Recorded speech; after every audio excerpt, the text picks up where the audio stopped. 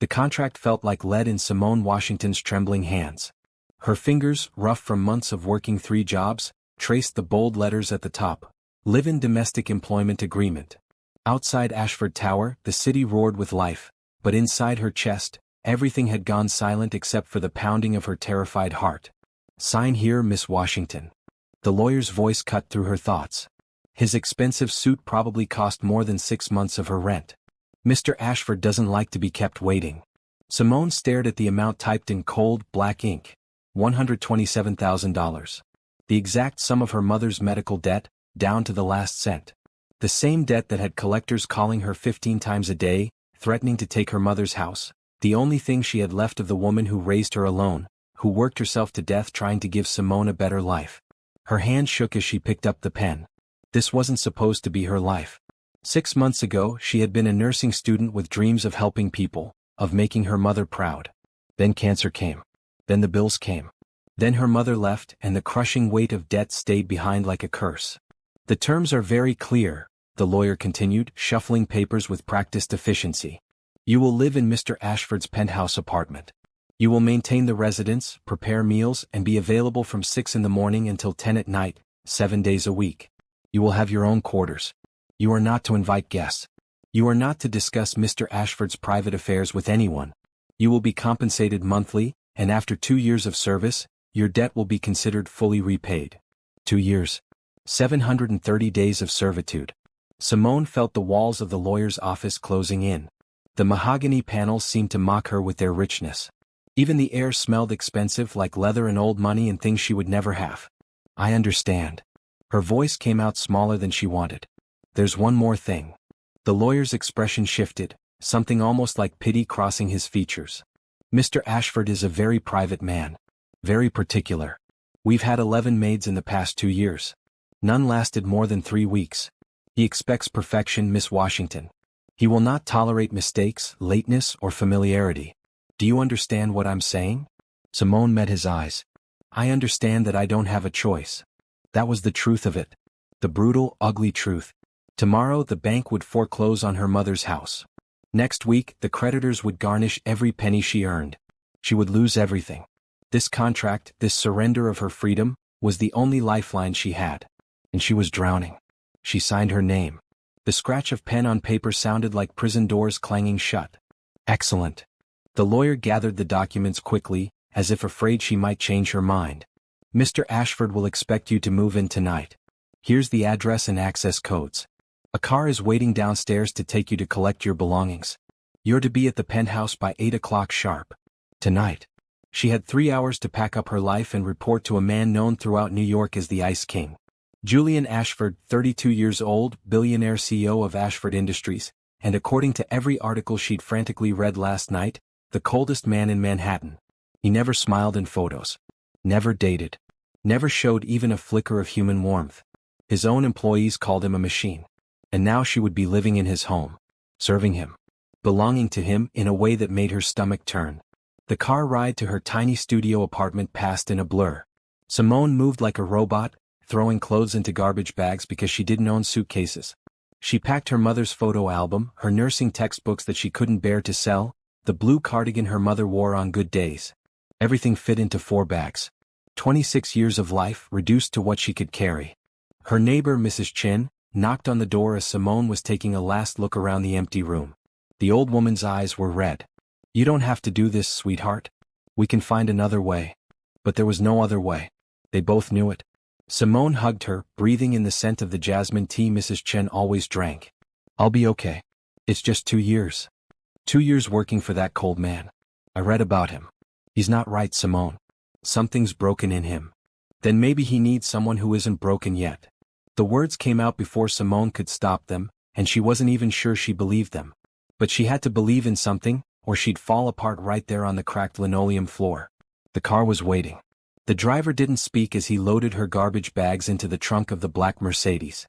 Simone watched her neighborhood disappear through tinted windows. The buildings got taller, cleaner, more expensive with every block. By the time they pulled up to Ashford Tower, she felt like she'd traveled to another planet. The buildings stabbed into the sky, all glass and steel and arrogance. The lobby alone was bigger than any place Simone had ever lived. Marble floors. crystal chandeliers. A security desk with 3 guards who looked at her garbage bags with barely concealed disdain. "Miss Washington for Mr. Ashford's residence," the driver said, handing over papers. One of the guards made a call. Checked a computer. Finally nodded. "Private elevator, far right. Penthouse access code is in your packet. Mr. Ashford is expecting you." The elevator was mirrored on all sides. Simone watched herself rise, her reflection multiplying into infinity. She wore her best dress, a simple green cotton that she'd bought for her mother's funeral. Her hair was pulled back in a neat bun. She tried to look professional, capable, like someone who belonged in a billionaire's world. But the woman staring back at her from a dozen mirrors looked terrified. The elevator opened directly into the penthouse. Simone stepped out and her breath caught. She'd seen luxury before on television and magazines. But this was something else. Floor-to-ceiling windows overlooked all of Manhattan. The city spread out like a kingdom. The furniture was modern, expensive, and cold. Everything was white or black or chrome. There were no personal photos, no books, no sign that a human being actually lived here. It looked like a museum. Or a mausoleum. "You're 4 minutes late." Simone spun around. Julian Ashford stood in the doorway of what must be his office, and the photographs hadn't lied. He was tall, well over 6 feet, with dark hair and features that would have been handsome if they weren't arranged in such a severe expression. He wore a charcoal suit that probably cost more than a car. His eyes were gray, cold, and currently staring at her with the warmth of a January storm. "I'm sorry, Mr. Ashford. The traffic was." "Don't apologize. Fix it." He finished his meal, rinsed his plate, and disappeared back into his office. The door closed. At 10:04 the office light finally went out, and she heard him walk to what must be his bedroom at the other end of the penthouse. This became the pattern. Days bled into each other with mechanical sameness. Wake at 5:47. Coffee by 6:45. Breakfast. Play. Dinner at 8 o'clock. Minimal conversation. No eye contact. No warmth. By the end of the first week, Simone understood why 11 maids had quit. It wasn't the work. The work was actually easier than her previous 3 jobs combined. It was the isolation. The coldness. Living with someone who treated you like a piece of furniture.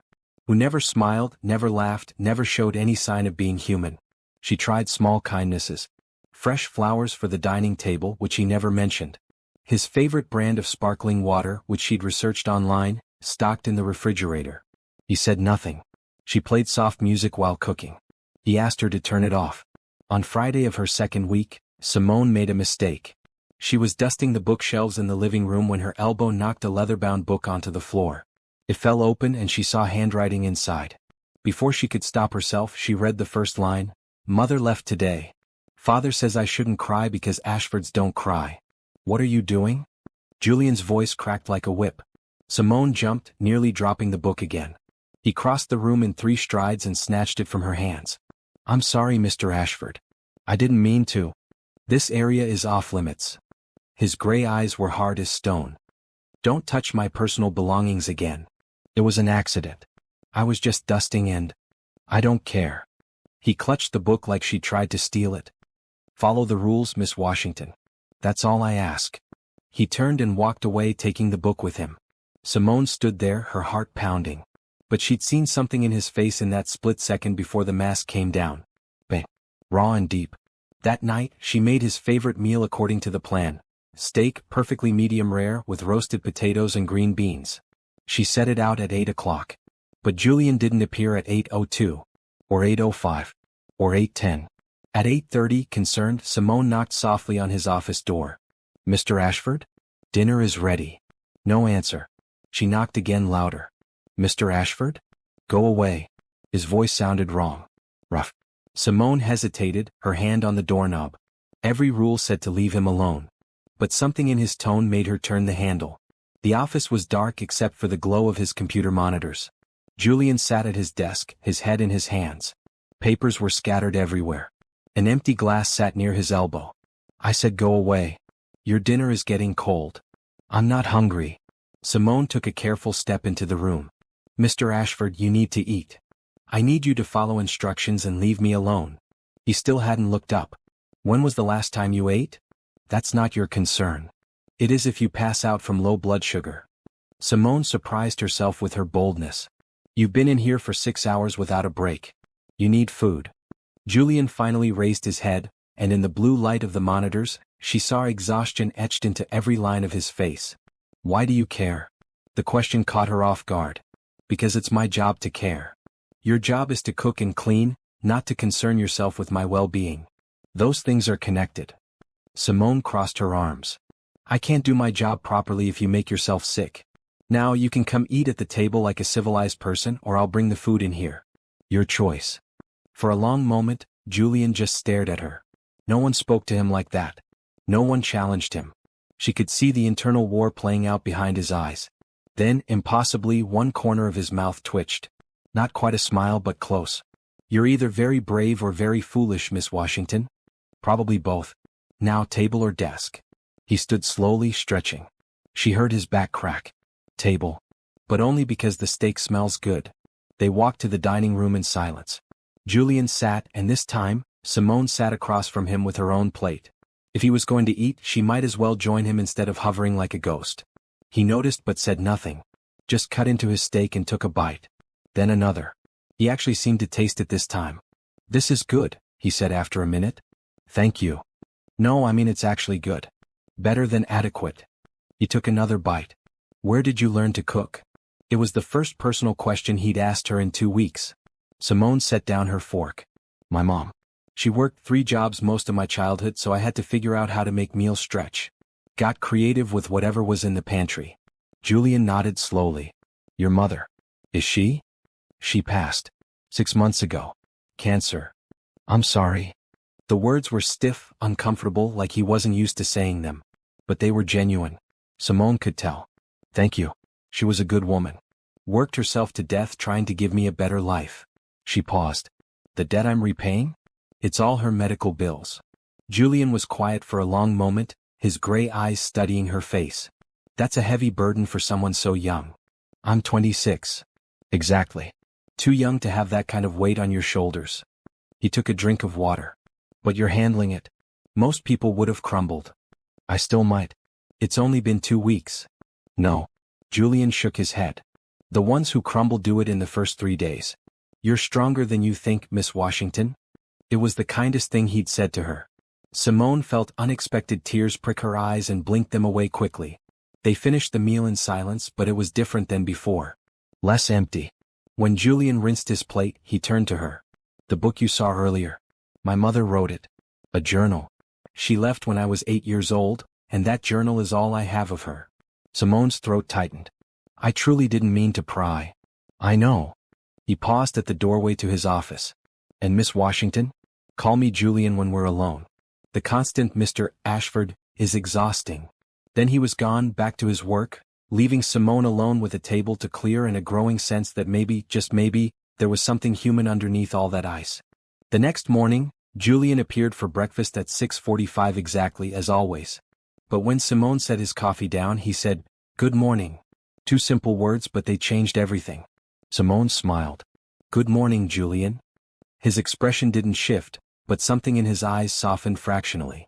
He ate his toast and left for work at 7:04 just like every day. But the apartment felt different after that. Less like a prison, more like a place where 2 people happened to live.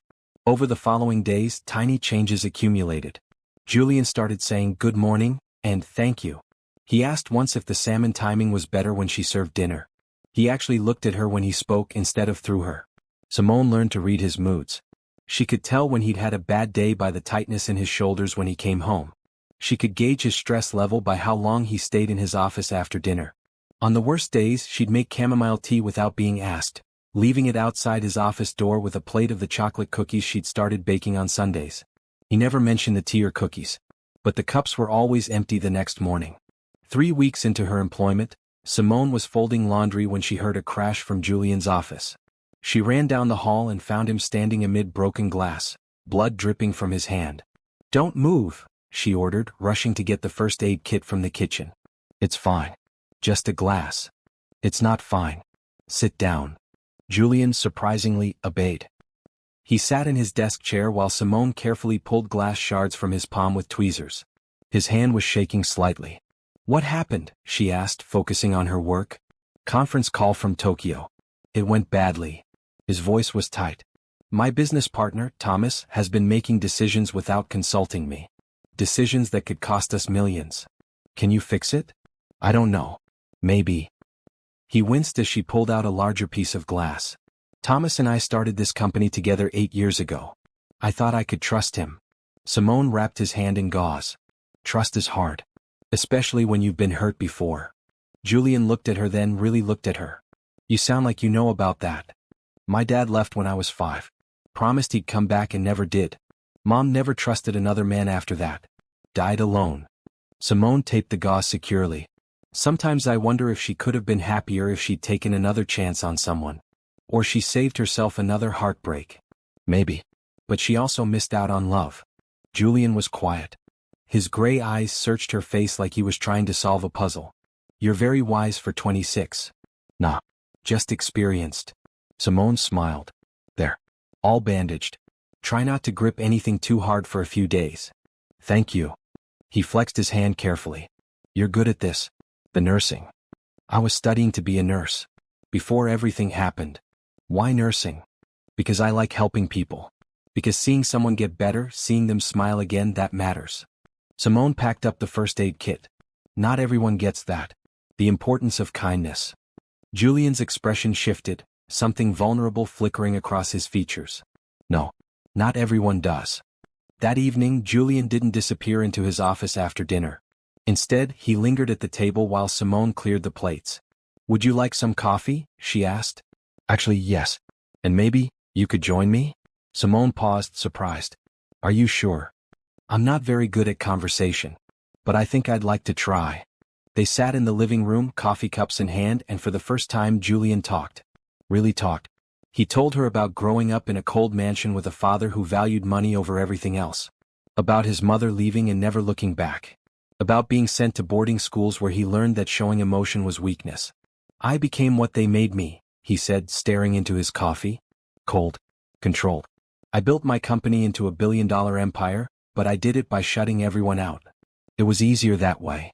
Easier isn't always better, Simone said gently. No. But it's safer. He looked at her. You're the first person I've talked to like this in years. Everyone else just wants something from me. Money, connections, opportunities. But you already have what you need from me. The job. The debt repayment. So why are you being kind? Simone thought about it. Because you're human. And humans need kindness even when they pretend they don't. Julian set down his coffee cup. I don't deserve your kindness. That's not how kindness works. You don't have to earn it. It's just given freely, no strings attached. I don't understand that concept. I know. But maybe you could learn. They sat in comfortable silence after that, watching the city lights flicker through the massive windows. Simone felt something shift between them like a door opening just a crack. Not romance. Not yet. Just a simple human connection between two lonely people. When she stood to go to her room, Julian spoke again. Simone. It was the first time he'd used her first name. Her actual name. Yes. Would you be willing to do this again? Talk, I mean. After dinner. Simone smiled. I'd like that. Good. He almost smiled back. Almost. Good night then. Good night, Julian. As Simone lay in bed that night, she realized something. She wasn't counting down the days until her contract ended anymore. She was actually looking forward to tomorrow. To more conversations. To seeing Julian slowly, carefully coming back to life. It was a dangerous feeling. She knew that. But she couldn't quite make herself care. The phone rang at 2:17 in the afternoon while Simone was organizing the pantry. She almost didn't answer, seeing it was an unknown number. But something made her pick up. Is this Simone Washington? A man's voice, clipped and professional. Yes. Who is this? This is Roger Patterson from National Credit Services. We're calling regarding your outstanding debt of $127,000. We've been attempting to reach you at your previous address. Simone's stomach dropped. I'm working to repay that debt. I have a contract. Ma'am, we're aware of your employment arrangement with Mr. Ashford. However, we're required by law to inform you that we're initiating legal proceedings. Unless full payment is received within 30 days, we'll be forced to garnish your wages and seize any remaining assets. This includes the property at 412 Maple Street. Her mother's house. The one thing she'd been trying to save. But I'm making payments through my work. That was the agreement. The agreement with Mr. Ashford doesn't supersede our legal rights. We need payment, Miss Washington. Full payment or a substantial down payment. Otherwise, we proceed with collection. The call ended. Simone stood in the kitchen, hands shaking so badly she nearly dropped her phone. All of this, the sacrifice, living here, giving up 2 years of her life, and it still wasn't enough. They were still going to take everything. She didn't hear Julian come home early. Didn't realize he was there until he spoke. Simone? What's wrong? She turned and he saw her face. Saw the tears streaming down her cheeks. Hey. His voice gentled. What happened? Nothing. It's fine. I'm sorry, I didn't realize you were home. Let me start dinner? Forget dinner. Julian crossed the room. Talk to me. So she told him. About the collection agency. About the threats. About how even with this job she was still going to lose her mother's house, the last piece of her family she had left. Julian listened without interrupting, his expression growing darker with each word. When she finished he pulled out his phone. What's the name of the collection agency? Julian, you don't have to. The name's Simone. She told him. He made a call, stepping into his office.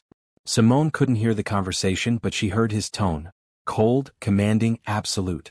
The voice of a man who was used to getting exactly what he wanted. He emerged 10 minutes later. It's done. What's done? Your debt. All of it. I've paid it in full. You'll receive confirmation by end of business today. The house is safe. Simone stared at him. That's $127,000. You can't just. I can and I did. Julian's expression was matter of fact. Consider it a signing bonus. You won't have to worry about it anymore. But the contract says 2 years of work to repay. I'm amending the contract. You'll stay for 2 years because I need consistency, not because you owe me money. You'll receive a proper salary going forward. I should have structured it that way from the beginning. Simone felt dizzy. Julian, that's too much. I can't accept. Yes, you can. You told me that kindness is freely given. Well, this is freely given. Take it. But why? Her voice broke. Why would you do this? Julian was quiet for a moment, his gray eyes searching her face. Because you were right. About kindness. About how humans need it. You've shown me more genuine kindness in the past few weeks than I've experienced in years. This is me trying to return it. Badly, probably because I'm not good at this. But I'm trying. Tears streamed down Simone's face. Thank you. Thank you so much. You have no idea what this means. I think I do. He handed her his handkerchief. Real cloth, monogrammed. Your mother's house is safe. You can breathe again.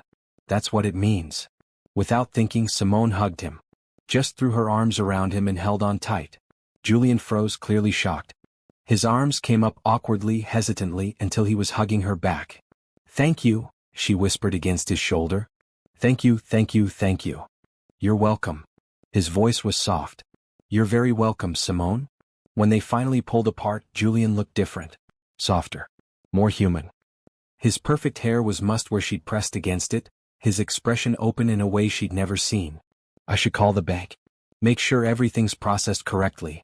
He cleared his throat. And we should probably have dinner. I'm actually hungry for once. Simone laughed through her tears. I'll make your favorite. The steak. Sounds perfect. That evening everything changed. Not just because Julian had saved her from financial ruin, though that was enormous. It was the way he'd done it. Without hesitation. Without making her beg or negotiate or feel small. He'd seen her pain and removed it simply because he could. As they ate dinner together, actually sitting across from each other like friends instead of employer and employee, Simone realized something terrifying. She was starting to care about Julian Ashford. Not just as her boss or her benefactor, but as a person.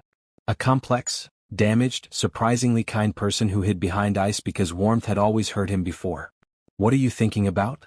Julian asked, catching her staring. Just that you're different than I expected. Different how? Better? She smiled.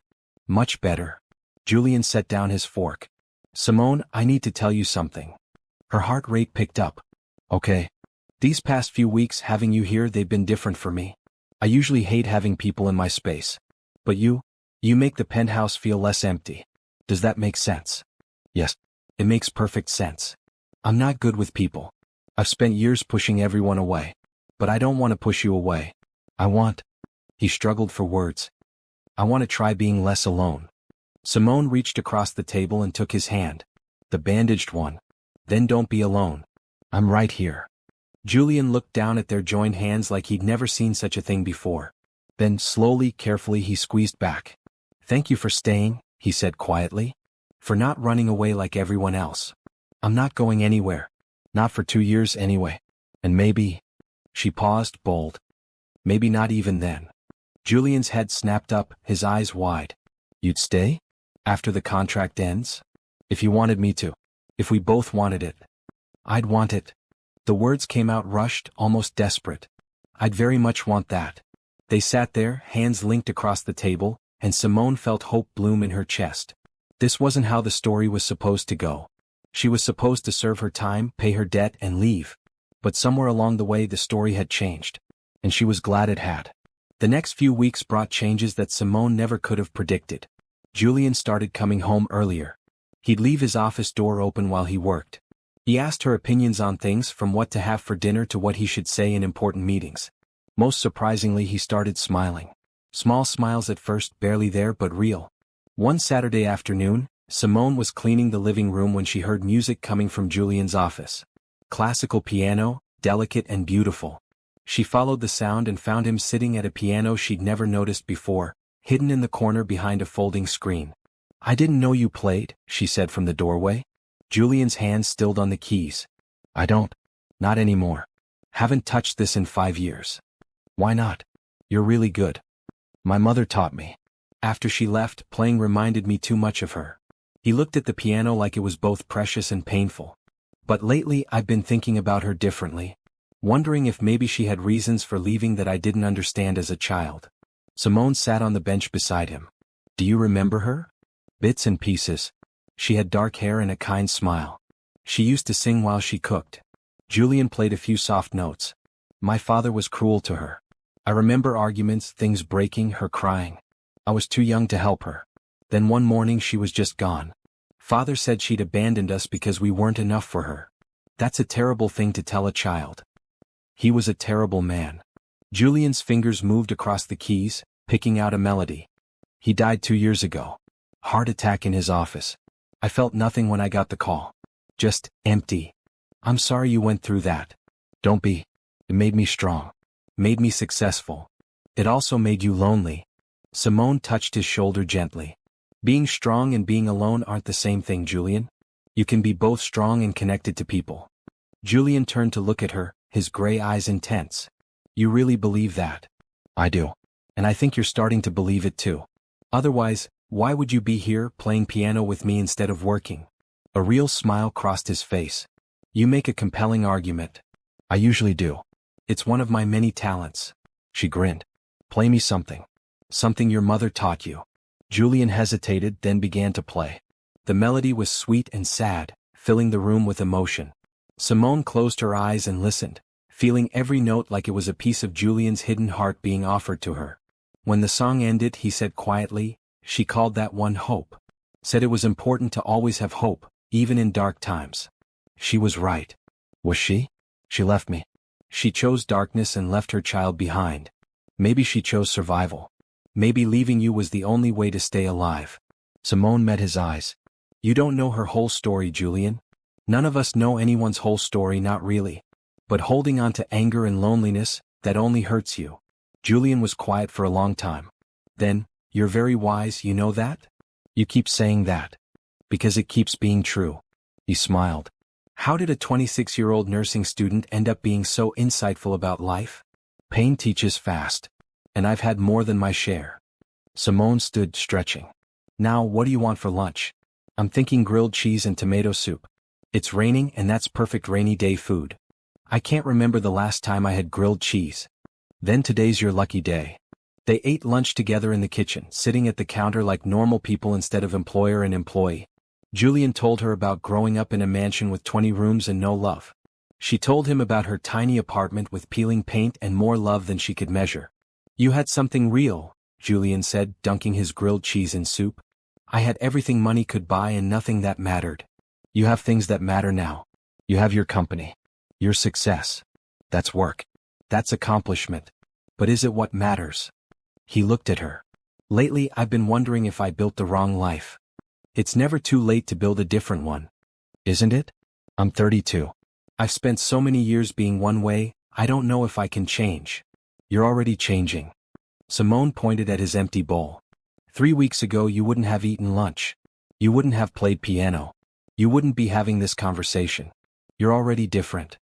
Julian considered this. You're right. I am different. Because of you. Not because of me. Because you chose to be different. I just gave you a reason to want it. The rain drummed against the windows. The city was gray and soft outside, everyone hiding indoors from the storm. But inside the penthouse, everything felt warm and bright. Can I ask you something? Julian said after a while. Always. Do you regret it? Coming here. Giving up 2 years of your life. Simone thought about it honestly. At first, yes. I felt trapped.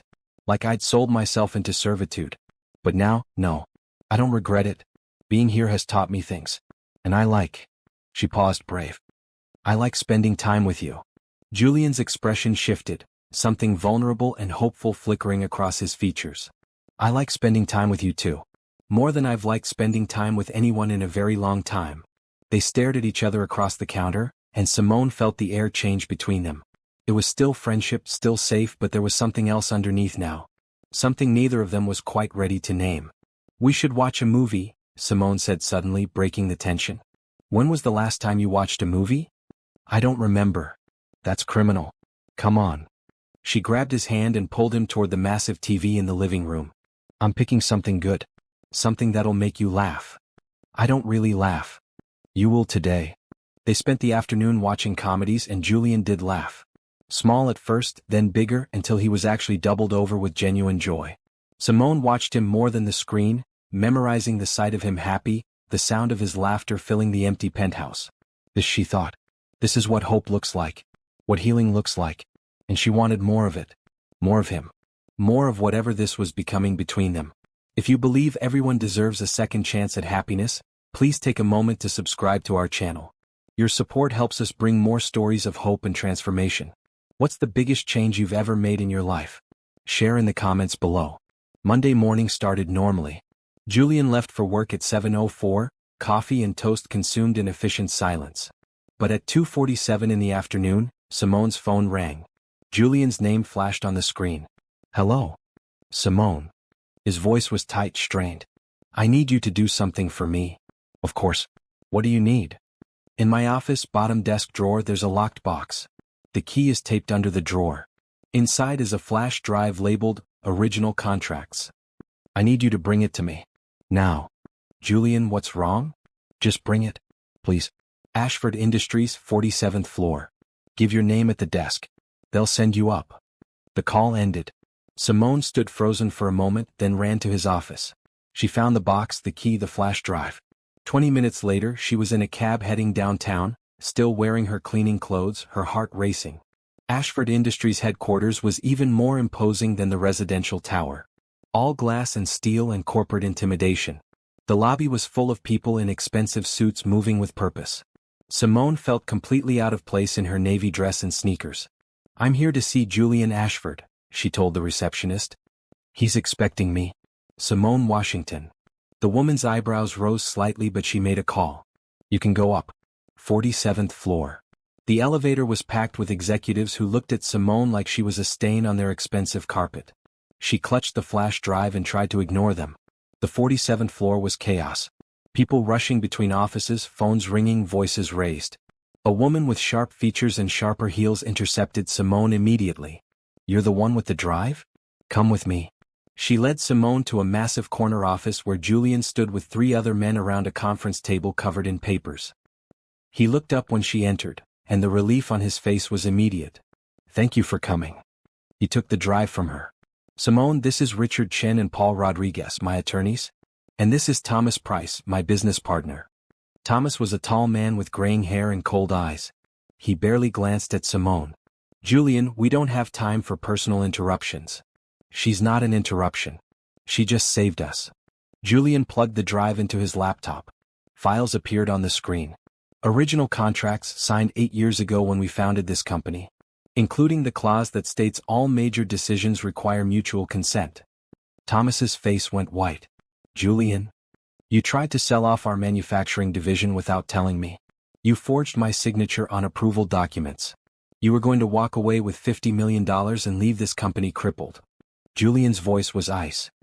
But I have the proof right here. Original signatures. Digital timestamps. Everything. It was a good deal. You would have agreed if you'd seen the numbers. That's not the point.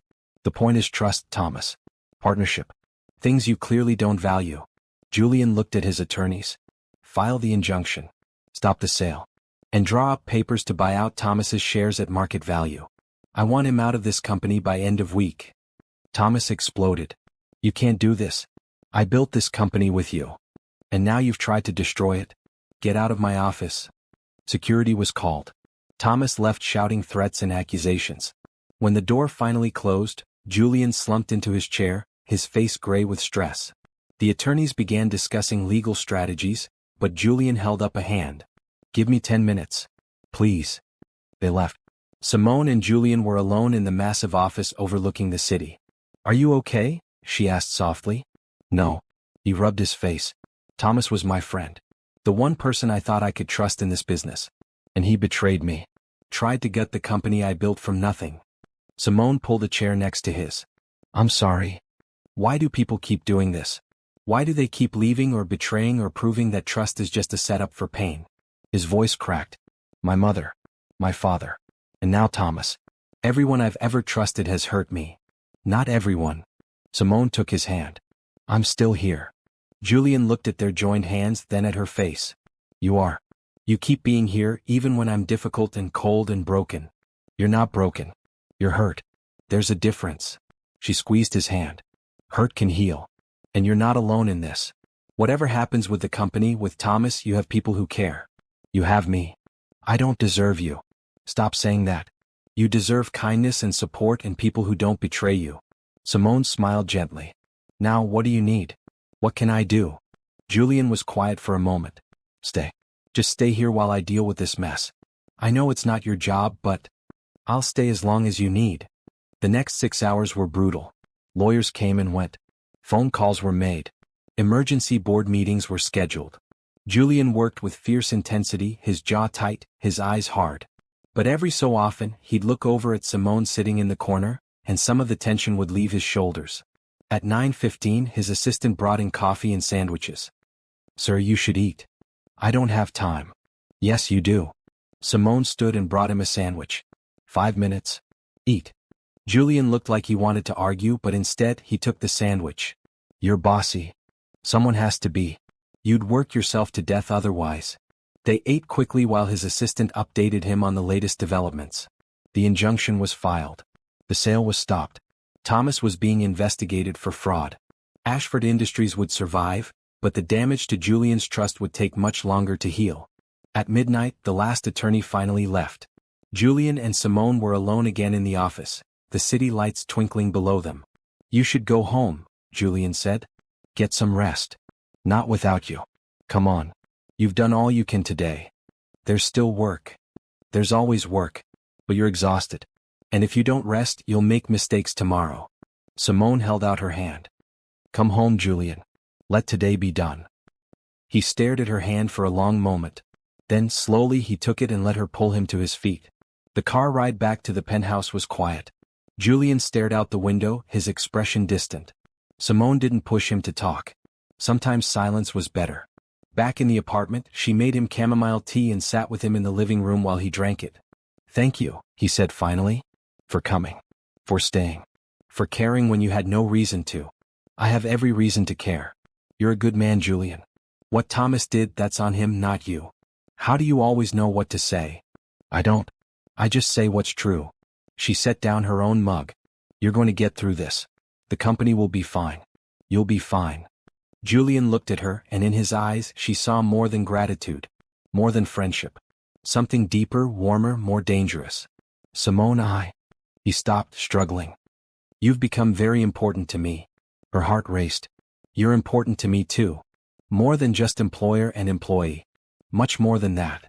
They sat there, the admission hanging between them like a live wire. Neither moved. Neither spoke.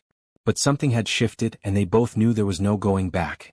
I should let you sleep, Julian said finally, standing. It's late. Okay. Simone stood too. But Julian?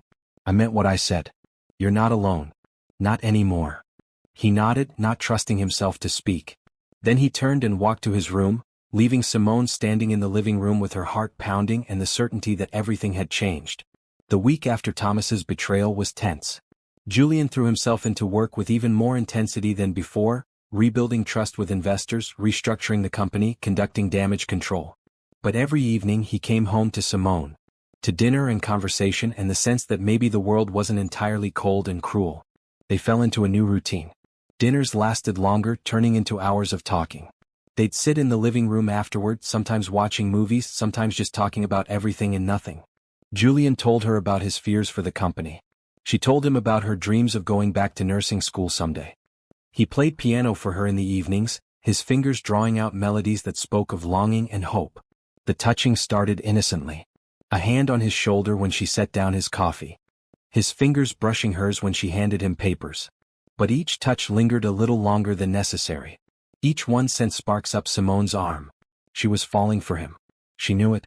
And terrifyingly, wonderfully, she was pretty sure he was falling for her too.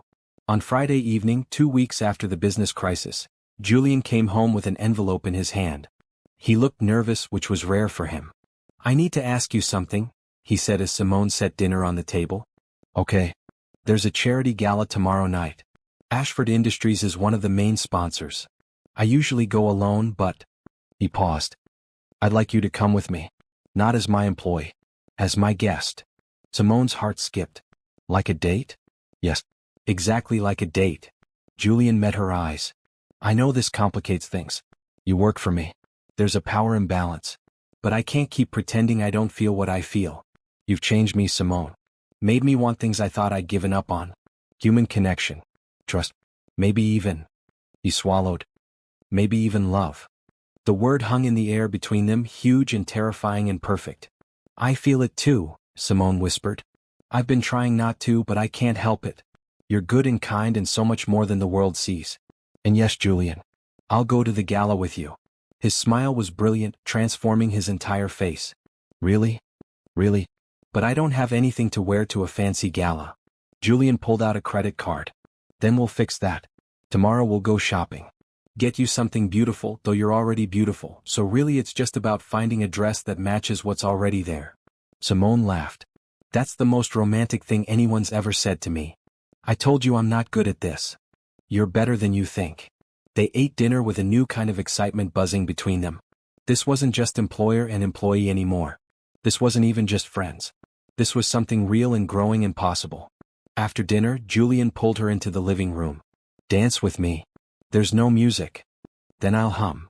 And he did, humming the melody from Hope, the song his mother had taught him. He pulled Simone close, one hand on her waist, the other holding hers gently. They swayed together in the middle of the penthouse, the city lights their only audience. Simone rested her head against his chest and listened to his heartbeat. Strong. Steady. Real. I never thought I'd feel this way, Julian murmured into her hair. I convinced myself I didn't need anyone. That being alone was safer. And now I know I was lying to myself. Being alone isn't safer. It's just sadder. He pulled back to look at her. You make me want to be brave, Simone. Brave enough to try love, even though it terrifies me. It terrifies me too. I could lose this job. Everything could fall apart. Or everything could finally fall together. Julian cupped her face in his hands. I can't promise I'll be perfect at this. I'll probably mess up. I'll be too cold sometimes, too distant. But I promise I'll try. I'll try to be the man you deserve. You already are. Julian leaned in slowly, giving her time to pull away. But Simone didn't want to pull away. She wanted this, wanted him, wanted everything they could be together. When his lips met hers, it was gentle and sweet and full of promise. They kissed in the middle of the penthouse, two people who'd been alone for so long finally finding each other. When they finally pulled apart, both were smiling. Well, Julian said softly, that was perfect. I was going to say better than I imagined, but perfect works too. He kissed her forehead. Get some rest. Tomorrow's a big day. Shopping and then the gala. Simone floated to her room, her heart so full she thought it might burst. She lay in bed staring at the ceiling, replaying every moment. The conversation. The dance. The kiss. The beautiful, perfect kiss. Her phone buzzed. A text from Julian, "Thank you for taking a chance on me." She texted back, "Thank you for being worth the chance." The next morning they went shopping. Julian took her to stores where everything cost more than her old monthly rent. But he was patient while she tried on dresses, giving honest opinions, making her laugh. They finally found the perfect dress, a deep maroon gown that hugged her curves and made her feel like royalty. Julian's eyes went wide when she stepped out of the dressing room. "That's the one," he said, his voice rough. "Definitely that one. It's expensive. I don't care. You look stunning." That evening, as Simone got ready for the gala, she barely recognized herself in the mirror. The dress fit perfectly. Her hair was styled in soft curls. She wore simple jewelry that Julian had insisted on buying. She looked like she belonged in his world. But more importantly, she felt like she belonged in his world. Or rather, like he belonged in hers. Like they were creating something new together, a world that was theirs alone. Julian knocked on her door at exactly 7. When she opened it, his expression made every nervous moment worth it. "You're beautiful," he breathed. "Absolutely beautiful. You clean up pretty nice yourself." She adjusted his blue tie. "Ready? With you? Always." They drove to the gala in Julian's private car, his hand never leaving hers. Simone's nerves grew as they pulled up to the massive hotel, but Julian squeezed her hand reassuringly. "Just stay with me. We'll face them together." And they did. They walked into the glittering ballroom side by side, and Simone knew that whatever happened next, they would handle it. Together. The ballroom was breathtaking. Crystal chandeliers hung from soaring ceilings, casting rainbow light across hundreds of elegantly dressed people. A string quartet played in the corner. Waiters circulated with champagne and tiny fancy food that probably cost more per bite than Simone used to spend on groceries for a week. Every head turned when they entered. Simone felt the weight of dozens of eyes assessing her, judging her, wondering who she was and why Julian Ashford, the Ice King himself, was holding her hand. "Ignore them," Julian murmured. "Just breathe." An older man in an expensive tuxedo approached, his expression curious. "Julian, good to see you. And who is this lovely young lady?" "This is Simone Washington." Julian's voice was proud, warm. "Simone, this is George Hamilton, one of our board members." George shook her hand, his grip firm. "A pleasure. I must say, Julian, I've never seen you bring a date to one of these events. There's a first time for everything." Julian smiled and George looked startled. Clearly the Ice King's smiling was newsworthy. More people approached, each introduction a test. Business partners. Investors. Society women dripping with diamonds. They were polite to Simone's face, but she could read the questions in their eyes. Who is she? Where did she come from? What does she want from him? Julian never left her side. He introduced her proudly, his hand steady on her back, making it clear that she belonged there. That she belonged with him. "You're doing great," he whispered during a break in the conversations. "I feel like I'm being hunted by very well-dressed wolves." Julian laughed, a real laugh that made several people nearby turn and stare. "That's actually a perfect description of most business galas. Come on, let's get some food before I have to give my speech." They filled plates at the buffet with tiny portions of fancy food. Simone tried caviar for the first time and made a face that made Julian laugh again. "Not a fan. It tastes like expensive salty sadness." "I've always thought the same thing but was too afraid to admit it." He steered her toward a quiet corner table. "Thank you for being here. For putting up with all of this. It's not so bad. Everyone's been mostly nice." "Mostly?" "There was one woman who asked if I was your secretary. And another who wanted to know if I went to college." Simone shrugged. "I know what they're really asking. How does someone like me end up with someone like you?" Julian's jaw tightened. "You're brilliant and kind and stronger than half the people in this room. That's how." "I know. And you know. That's what matters." She squeezed his hand. "Don't let them get to you." Before Julian could respond, a woman's voice called out. "Julian Ashford, as I live and breathe. Actually showing human emotion at a charity gala. What has the world come to?" Simone turned to see a striking woman in her 40s approaching their table. She wore a silver dress and a knowing smile.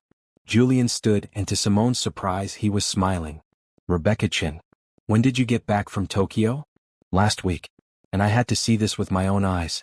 The legendary Ice King melted at last. Rebecca turned her sharp gaze to Simone. "You must be someone very special. I've known Julian for 10 years, and I've never seen him look at anyone the way he's looking at you. Simone Washington. Simone stood and offered her hand. Nice to meet you. Rebecca Chin, CEO of Chin Technologies and one of Julian's few actual friends. She shook Simone's hand warmly. Don't let these society vultures intimidate you. Half of them married for money and wouldn't know genuine connection if it hit them with a champagne bottle. Rebecca likes to say what everyone else is thinking, Julian explained. Someone has to. Otherwise, these events would be even more insufferable than they already are. Rebecca winked at Simone. Stick close to Julian. He's one of the good ones even if he pretends not to be. I'm learning that, Simone said. Rebecca squeezed Julian's shoulder. Proud of you, friend. It's about time you let yourself be happy. Then she glided away into the crowd, leaving a trail of expensive perfume. She seems nice, Simone said. She is. One of the only people in this room who's genuine. Julian checked his watch. I need to give my speech in 10 minutes. Will you be okay out here? I'll be fine. Go to your billionaire thing. He kissed her forehead. Be right back. Simone watched him make his way to the stage, stopping to shake hands and make small talk with practiced ease. When he reached the podium, the room quieted. Good evening. Thank you all for coming tonight to support the Children's Medical Foundation. As many of you know, Ashford Industries has been a long-time supporter of this organization because we believe every child deserves access to quality health care, regardless of their family's financial situation. He spoke about the foundation's work, about the families they'd helped. His voice was confident, commanding. But then something shifted. I want to talk about something personal tonight. I've always believed that emotions had no place in business, that being cold and controlled was strength. But recently, someone taught me that I was wrong. True strength isn't in shutting people out. It's in letting them in. The room was completely silent now. This wasn't the Julian Ashford anyone knew. Medical debt destroys families. I've seen it firsthand. A woman I know lost her mother to cancer and then nearly lost everything else to the debt left behind. She was forced to make impossible choices just to survive. No one should have to choose between honoring their loved ones and having a future. Simone's eyes filled with tears. He was talking about her story. That's why I'm announcing tonight that Ashford Industries is establishing a new foundation. The Hope Medical Debt Relief Fund will provide grants to families struggling with medical bills. We'll start with an initial donation of $10 million, and I'm challenging everyone in this room to contribute. The room erupted in applause. Julian's eyes found Simone in the crowd and he smiled. Just for her. One more thing, he said, and the room quieted again. I want to introduce you to the woman who inspired this foundation. The woman who taught me that kindness matters. That love matters. Simone Washington, would you come up here? Simone froze. Every eye in the room turned to her. Julian was gesturing for her to join him on stage. Her legs felt like water, but she stood and made her way through the crowd. When she reached the stage, Julian took her hand and pulled her close. This is Simone, he told the room. She's brilliant and brave and the best thing that's ever happened to me. I wanted you all to know that. To see the woman who changed my life. Then, in front of everyone, he kissed her. Not a small kiss. A real one, full of feeling and promise and choice. The room erupted in whispers and surprised murmurs. When they finally pulled apart, Simone was laughing through tears. You're crazy. Probably. But I wanted everyone to know. You're mine and I'm yours and I'm not hiding that. They left the stage together, hand in hand, and Simone didn't care about the stares or whispers. Julian had just announced to his entire world that he loved her. That she mattered. That they were real. The rest of the evening passed in a blur. People approached to congratulate Julian on the foundation and to meet Simone properly. Some were genuine. Some were clearly confused. But Julian never let go of her hand, making it clear that she wasn't going anywhere. In the car on the way home, Simone rested her head on Julian's shoulder. That was quite a speech. Too much. No. It was perfect. But you know people are going to talk. Let them talk. I'm done living my life worried about what everyone thinks. I care about what you think. What I think. That's all that matters. Simone looked up at him. I think you're incredible. I think you're brave and generous and so much better than you give yourself credit for. I think I'm the luckiest man alive. Julian kissed the top of her head. I love you, Simone. I should have said it before, but I'm saying it now. I love you. Her heart soared. I love you too. So much. They held each other as the car drove through the city, two people who'd found each other against all odds. The night sky was clear, stars visible even through the city lights, and everything felt possible. Simone woke up Sunday morning to her phone ringing. A number she didn't recognize. She answered groggily. "Is this Simone Washington?" "Yes." "Who is this?" "My name is Margaret Ashford. I'm Julian's aunt. I've just arrived from London, and I need to speak with you immediately. I'm at the Plaza Hotel. Come alone." The line went dead. Simone stared at her phone, her heart sinking. Julian had mentioned his aunt once, months ago. His father's sister. A woman who believed in old money, proper marriages, and keeping the Ashford name unsullied. This couldn't be good. Julian was still asleep. Simone left him a note saying she'd gone out for coffee and would be back soon. Then she got dressed and headed to the plaza. Margaret Ashford waited in a private sitting room, and she looked exactly how Simone had imagined. Perfectly coiffed gray hair. A designer suit in cream. Pearls. An expression that could freeze fire. "Miss Washington. Sit." It wasn't a request. Simone sat. Margaret studied her like she was inspecting a piece of questionable merchandise. "I saw the photos from last night's gala. Julian making a spectacle of himself over his maid. Announcing to the world that he's forgotten his place, his responsibilities, his family legacy. With all due respect, Mrs. Ashford, I'm not just his maid. And Julian is happier than he's been in years. Happiness is fleeting. Reputation is permanent." Margaret pulled out a checkbook. "I'm a practical woman, Miss Washington. I understand that you came from difficult circumstances, that you have needs. So I'm prepared to offer you $1 million to leave Julian's life. Cleanly. Completely." Simone stared at the number. $1 million. More money than she'd ever dreamed of having. Enough to go back to school, to start over, to never worry about debt again. "I can see you're tempted," Margaret said, her voice cool. "That's natural. But understand this, Julian will move on. He always does. Right now you're a novelty. Different from his usual world. But that will fade. Eventually he'll realize you don't belong and he'll resent you for it. Take the money. Save yourself the heartbreak." "No." Margaret's eyebrows rose. "No. I'm not leaving Julian. Not for any amount of money. Because unlike you, I actually care about him. Not his name or his money or his reputation. Him. The real person underneath all of that." Simone stood. "You think you're protecting him, but you're just trying to keep him lonely and under your control. That stops now. You have no idea what you're turning down. I know exactly what I'm turning down. A loveless future without the man I love. No amount of money is worth that." Simone walked out, her hands shaking with adrenaline. She called Julian from the lobby. "Your aunt is in town." There was a pause. "Margaret? When?" "Right now. She just offered me $1 million to leave you." "She what?" Julian's voice went cold. "Where are you?" "Still at the plaza."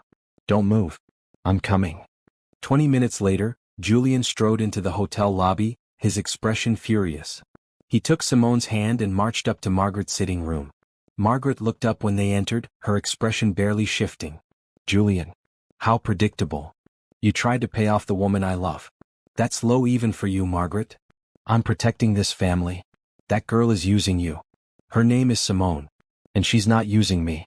She refused your money in case you missed that part." Julian pulled Simone closer. "I've spent my entire life trying to please this family. Trying to live up to the Ashford name.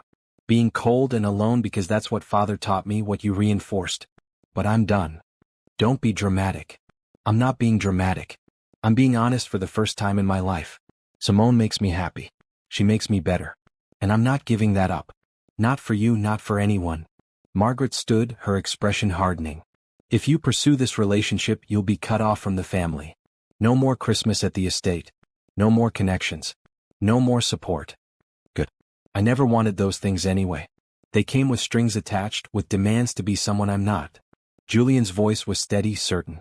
"I choose Simone. I choose happiness. And if you can't accept that, then we have nothing more to say to each other."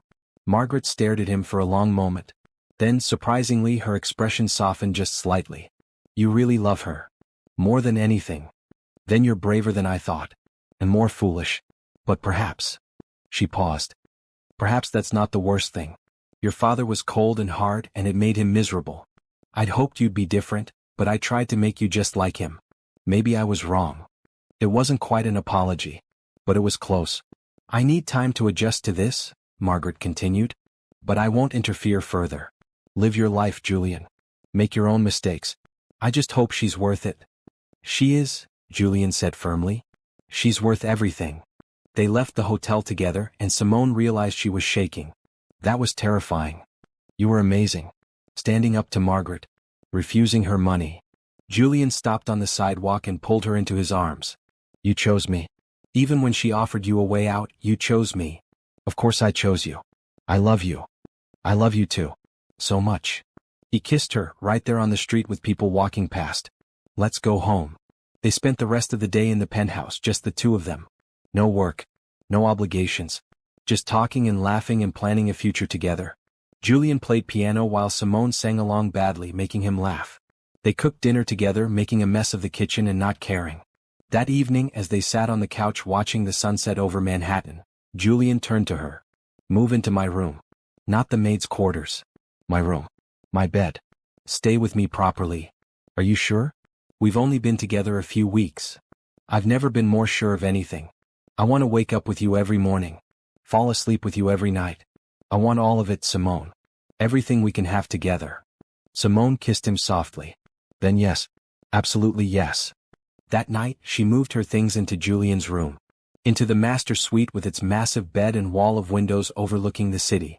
She hung her clothes next to his in the enormous closet. Put her mother's photo album on the nightstand. Made space for herself in his life. When they finally climbed into bed, Julian pulled her close. Thank you, he whispered in the darkness. For what? For not giving up on me. For seeing something worth saving underneath all my ice. You saved yourself, Julian. You chose to change. I just gave you a reason to want to. They held each other as the city lights flickered outside, two people who'd found each other against all odds. And for the first time in years, Julian felt completely, perfectly at peace. 3 months later, Simone stood in the kitchen making breakfast when Julian wrapped his arms around her from behind. Good morning, beautiful. She leaned back into his embrace. Good morning yourself. You're up early for a Saturday. Couldn't sleep. Too excited about today. He kissed her neck. Are you ready? As ready as I'll ever be. Today was the launch of the Hope Medical Debt Relief Fund. The foundation Julian had announced at the gala was now real, with offices, staff, and applications from families desperate for help. They'd already approved grants for 50 families, erasing over $3 million in medical debt. The launch event was being held at a community center in Simone's old neighborhood. Julian had insisted on having it there, wanting to bring help directly to the people who needed it most. I'm nervous, Simone admitted, turning in his arms. What if no one shows up? They'll show up. You've been working on this for months. Everyone in the neighborhood knows about it. Julian cupped her face. You're going to change lives today, Simone. Just like you changed mine. She kissed him softly. We're changing lives. This is our project. No. You're the heart of it. I'm just the money. He grinned. But I'm okay with that. They got dressed together, Simone in a bright red dress that Julian loved, Julian in a casual blue button-down and slacks. No suits today. This wasn't about business. It was about people. The community center was packed when they arrived. Hundreds of people filled the gymnasium, families with children, elderly couples, single parents. All of them struggling with medical debt. All of them hoping for help. Mrs. Chun was there, sitting in the front row with a group of neighbors from Simone's old building. When she saw Simone, her face broke into a huge smile. Look at you, Mrs. Chin said, hugging her tight. So beautiful and strong. Your mama would be so proud. I hope so, Simone whispered, tears stinging her eyes. Julian took the podium first, explaining the foundation's mission. But he kept it brief, then gestured to Simone. But the real person you should hear from is Simone Washington, the foundation's director and the woman who made all of this possible.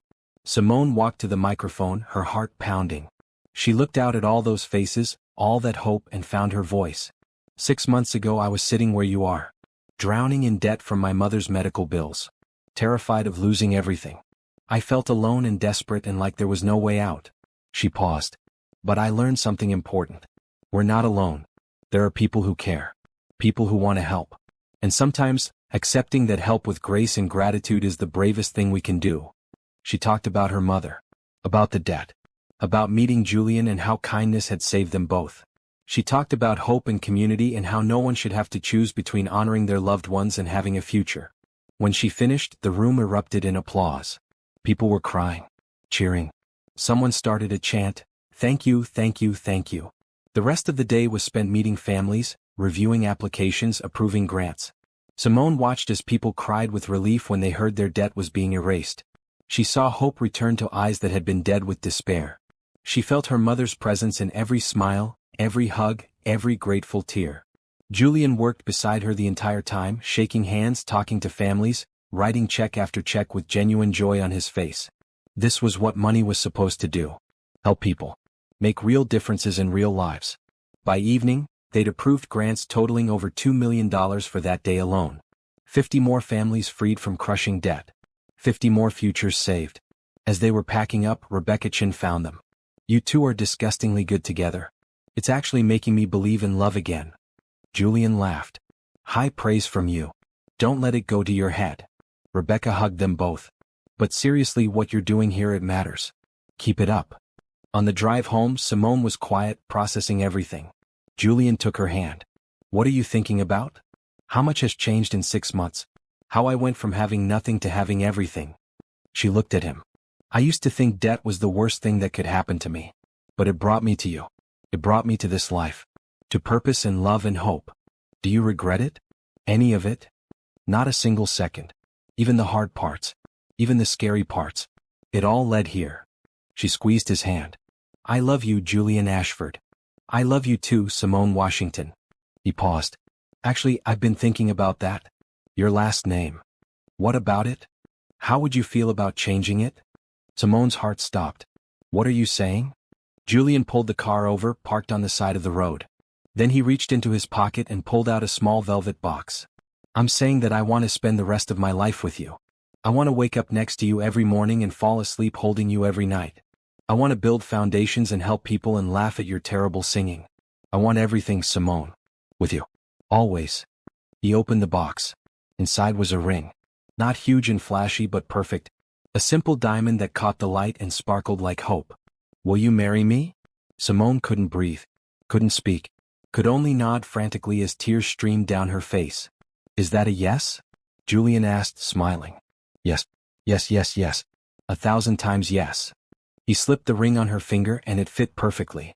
Like it was always meant to be there. Then he pulled her across the console and kissed her, deep and passionate and full of promise. They sat in the parked car holding each other, laughing and crying at the same time. "I can't believe this is real," Simone whispered. "Believe it?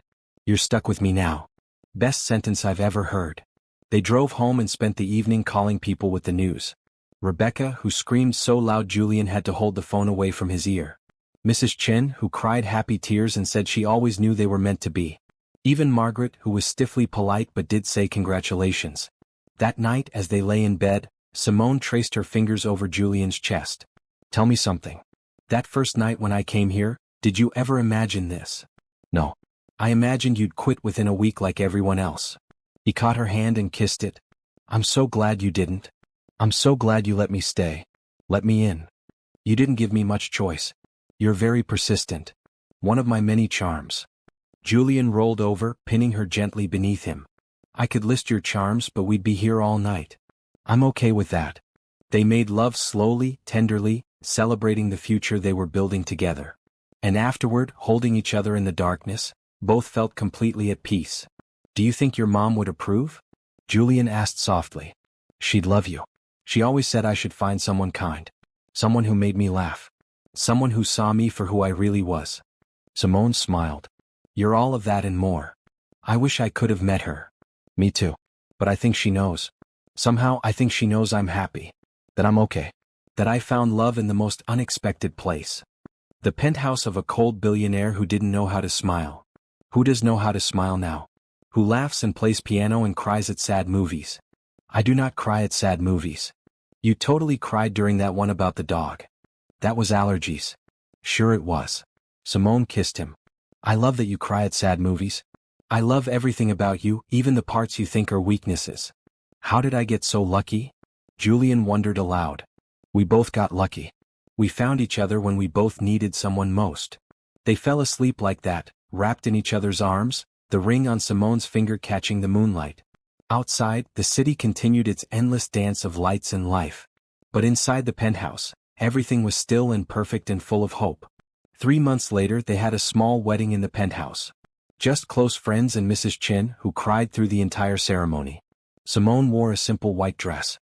Julian wore a blue suit. They exchanged vows they'd written themselves, promising kindness and patience and love for all their days. Rebecca officiated, having gotten ordained online just for the occasion. By the power vested in me by the internet, I now pronounce you husband and wife. Julian, kiss your bride before I start crying and ruin my mascara. They kissed as husband and wife and the small crowd cheered. It wasn't a fancy society wedding. There were no ice sculptures or champagne fountains or hundreds of guests. But it was perfect, real and true and full of love. That night, lying in bed as a married couple, Julian pulled Simone close. Happy. Impossibly happy. You. More than I ever thought possible. He kissed her forehead. Thank you for teaching me how to be human again. Thank you for teaching me that help isn't weakness. That accepting kindness doesn't make you less strong. They held each other, two people who'd found light in darkness, hope in despair, and love in the most unlikely place. The penthouse that had once felt like a prison now felt like home. And the man who'd been so cold for so long was warm in her arms, finally, completely, beautifully alive. Years later, when people asked Simone about her love story, she always said the same thing. I became his maid to repay a debt. But in the end we both got so much more. We got each other. We got hope. We got a future neither of us thought we deserved. And that's worth more than any amount of money in the world. Julian would always add, she saved my life. She'll tell you I saved hers, but the truth is she saved mine. She taught me that being cold isn't strength. That opening your heart isn't weakness. That love, real love, is the bravest thing you can do. And they'd look at each other with the kind of love that only comes from two people who truly saw each other, scars and all, and chose each other anyway.